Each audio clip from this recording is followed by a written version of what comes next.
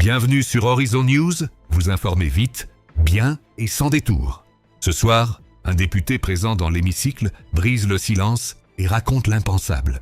Le voleur a volé le peuple.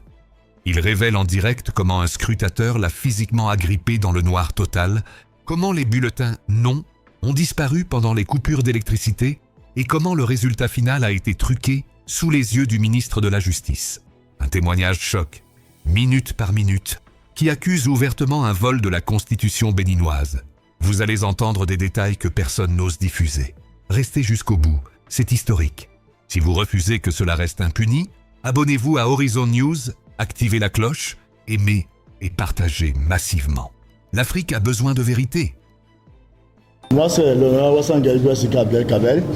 Je faisais partie des 11 députés qui ont pris part au vote. Comme vous devez le savoir, les 22 députés du Parti démocrate qui sont restés fidèles au parti, c'est les députés qui ont refusé toute négociation, tout achat de conscience et ont préféré rester avec le peuple béninois. Vous ne pouvez pas savoir les pressions que ces députés ont reçues, mais les gens ont décidé d'être avec le peuple. Parce que nous croyons, comme je l'ai dit lors de ma déclaration, un leader, c'est celui qui oublie ses propres intérêts pour penser à la communauté. Si nous avons décidé de rester à cause du mode opératoire, parce que nous disons que nous n'avions aucune honte à faire un vote à la tribune, mais la majorité a choisi de faire un vote secret. Dès ce moment, nous savons qu'il y avait anguille sur roche. Et c'est pour ça que nous avons unanimement décidé de désigner 11 personnes. 11 personnes pour limiter les va-et-vient, parce que nous avons confiance aux 22. Et directement, nous avons choisi les 11 premières personnes qui étaient là. Et ces personnes ont voté premièrement les 22 pour la recevabilité. Pour voter maintenant pour l'adoption, j'avoue que moi, personnellement, lorsque les scrutateurs ont été mis en place, parce qu'il faut comprendre que pour mettre en place les scrutateurs, il faut qu'un volontaire aille tirer. Et c'est dès ce moment, lorsque le ministre Fayon, le député Fayon, s'est désigné comme volontaire, c'est pas si c'était un coup préparé, il est allé, il fait un tirage, il dit que c'est Augustin Awamwebla. J'étais le premier à dire, nous voulons voir. Il a remis le bulletin à l'intérieur, donc nous n'avons pas vu. Il choisit sur l'honorable Sophia Tchanou. On dit, on veut voir, mais on sentait que c'était déjà préparé.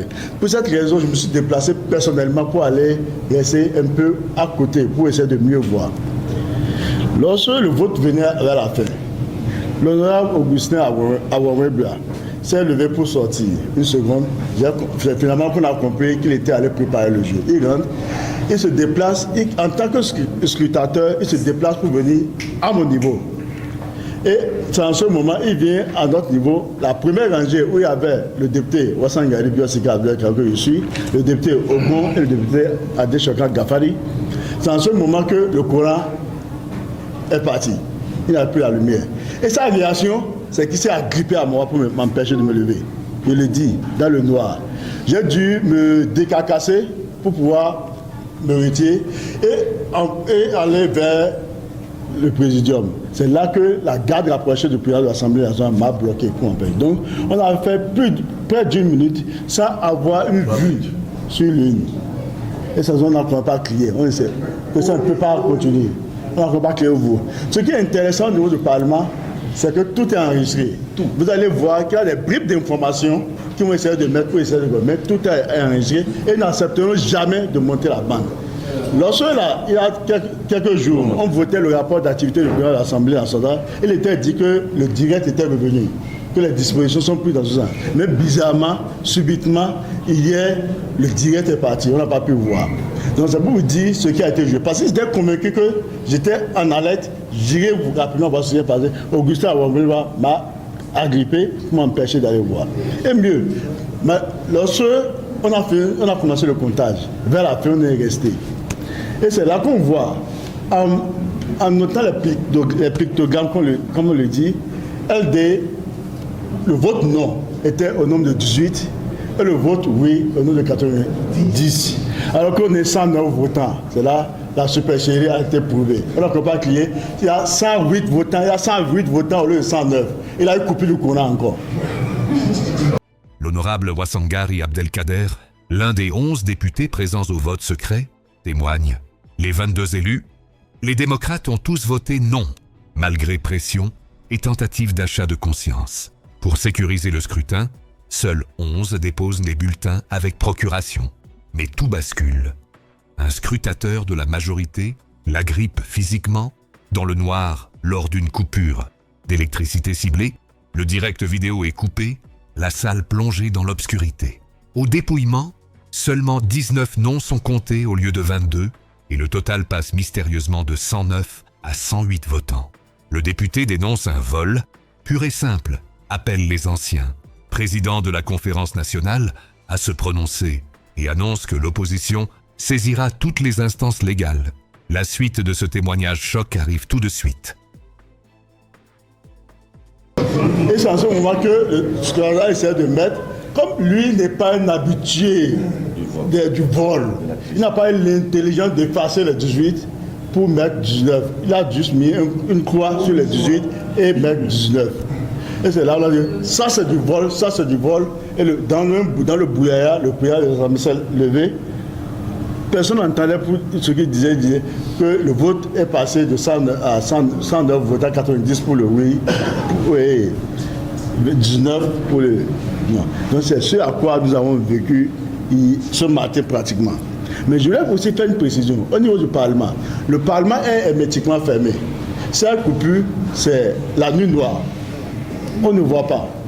Et si l'on n'est pas proche du présidium, même si l'on allume son téléphone, personne ne voit ce qui se passe dedans. Les députés ont anticipé. Nous avons anticipé. Il y a des menaces de faire sortir l'honorable Sariki de la salle. Des menaces d'envoyer la garde rapprochée du président, le faire sortir de la salle à plusieurs reprises. Donc ça vous dit qu'on n'est pas resté les bras croisés. On a quand même fait ce qu'on peut faire. Mais si quelqu'un est un expert en vol, en plein jour, qu'est-ce qu'on peut faire dans l'obscurité? C'est ce à quoi nous avons vécu. Les 22 députés, nous le disons, nous le répétons, ont été sincères. Et si c'est à refaire, ils le referont. C'est pour ça qu'ils étaient prêts à voter à la tribune, à main libre pour que tout le monde puisse voir. Mais un voleur, lui ne dort pas. C'est pour ça que, même malheureusement, Dieu est aidant, ils ont voté à 108, alors qu'il y a normalement 109 votants. Que tout le monde puisse tirer ses conclusions. Mais ce que je tiens à préciser, avec cette réforme constitutionnelle, je vais écouter Maître Robert Dossou, je vais écouter Théodore Olo, je vais écouter le président du CFA Dieu Soglo, je vais écouter Mathurin Nago, je vais écouter Bruno Amoussou et je vais écouter tous ceux qui veulent bénéficier du Sénat. Eux qui ont pris part à la conférence nationale. Est-ce que c'est ce qui a été dit lors des travaux de la conférence nationale? Oui. Mettons de côté les intérêts personnels. Pensons à la République. Nous avons les enfants qui grandissent. Nous ne sommes plus des enfants, nous avons les enfants qui grandissent, qui nous écoutent, qui nous suivent. Donnons une bonne éducation et laissons une bonne renommée en voulant quitter cette terre. Que toutes ces personnalités puissent dire un mot de tout ce qui s'est passé, s'ils sont d'accord pour qu'on puisse faire une réforme constitutionnelle dans ces conditions. Le président Diogbenou a dit dans ce pays que même pour toucher une virgule de la Constitution, il faut aller discuter dans les universités, il faut aller dans les marchés, il faut aller partout. Mais bizarrement, comme ils sont là, ils sont les premiers à faire le communiqué pour féliciter l'Assemblée nationale de voter au petit matin dans les conditions de vol et une constitution. Nous ne reconnaissons pas ce vote, et je l'ai dit. Et nous allons utiliser tous les moyens qui sont à notre disposition pour, de façon légale, pour contester le vote. Nous allons saisir les instances.